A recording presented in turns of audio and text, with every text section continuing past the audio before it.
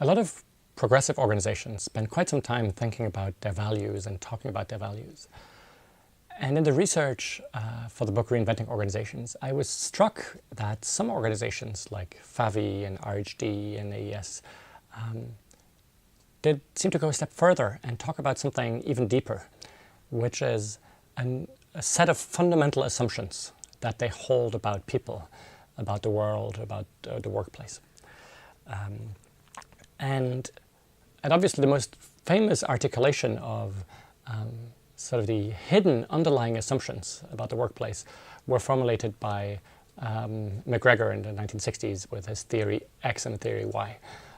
I imagine you've come across that, but if you haven't, so his idea, the way he framed it is so that the predominant thinking in management in those days, and unfortunately still today, almost 60 years later, is that is theory X, and that is that most people are untrustworthy, are lazy, don't like to do their job, and so you need this whole arsenal of control mechanisms and managers and policies and to make sure that people actually do work and don't slack off and don't start stealing.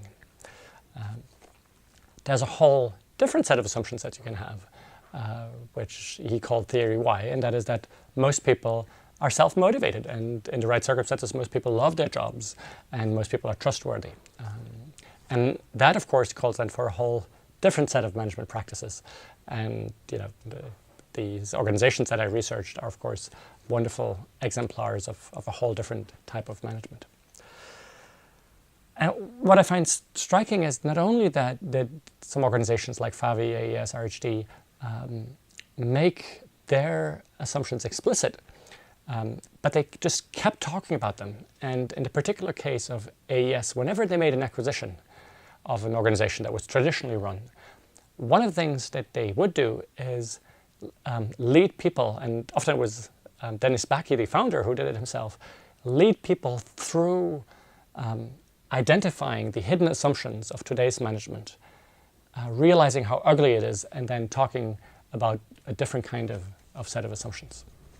And I've not been entirely surprised that there's this group of coaches of accompagnateurs in France that I've already mentioned called Toscane, who do exactly that when they start working with organizations on this journey. So almost every time in the first sort of larger meeting, say with the first followers, at some point they do exactly that. And that is they start by asking people, they put people to work in small groups and start to ask them, if you look at your management today, what are some of the unspoken underlying assumptions behind that? And often what comes out is pretty ugly, right? People are considered to be all thieves or untrustworthy. Or in this organization, unless you're a man and engineer, you don't get to make any important decisions. Or in this organization, unless you've been around for 20 years, And there's something really quite extraordinarily liberating, it seems, when people work, in small groups, try to unearth these things, and then a microphone goes around, and these things get actually spoken in front of a large group. I mean, these things are pretty ugly, and there's something where, wow, we can talk about this, and we can recognize it, and we can name it, and we can say that we no longer want it. Now, sometimes these assumptions are hidden so deep that it's not always that easy to make them apparent. And one way that I think is interesting to go about it is to simply look at all of the management practices we have, and then say, if we have that practice, what does it say about ourselves, right?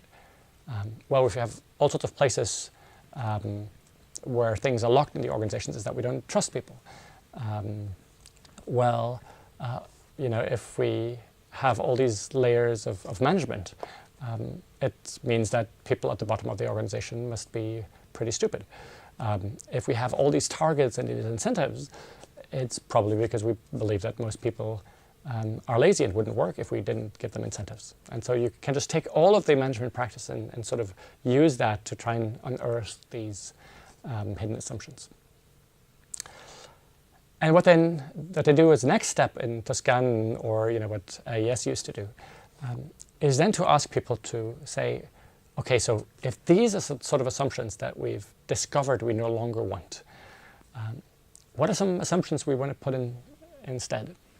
And then, of course, you get a number of really beautiful assumptions, right? At Favi, there was things like, we believe that humans are fundamentally, essentially good people. They had something like, the value is created on the shop floor, which has really profound implications. At RHD, they have this perspective that all human beings are fundamentally equal worth, which comes with pretty radical implications. And so you can start making a list in that group of, hey, here are some of the new assumptions that we want to have.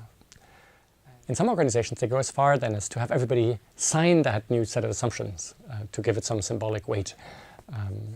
Or I remember that Niels Flagging invites people to write a letter to the organization that starts with sort of, dear organization, and then talking about some of these assumptions. Or you can put it in a charter or a manifesto.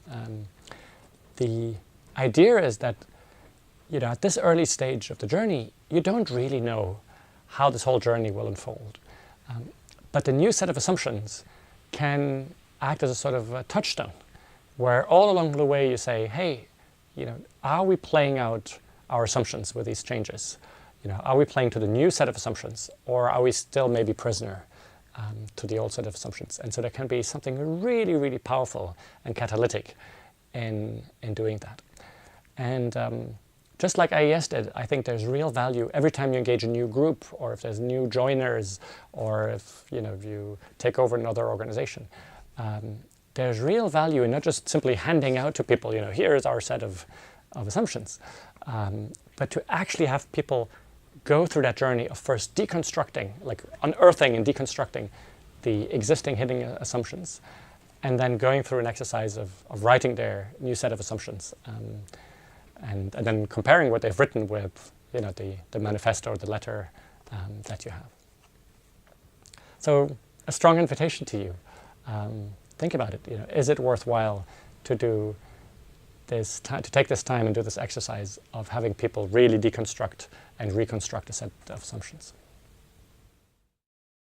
Perhaps you've noticed there is no paywall, no monthly membership to access this video series. That's because the videos live in the gift economy. This is how it works. I gift everything that goes into making the videos, my time, energy, and insights, and you get to choose what feels right to gift back. Please take a moment to reflect on what would feel good to give in return to help me continue doing this work. Thank you.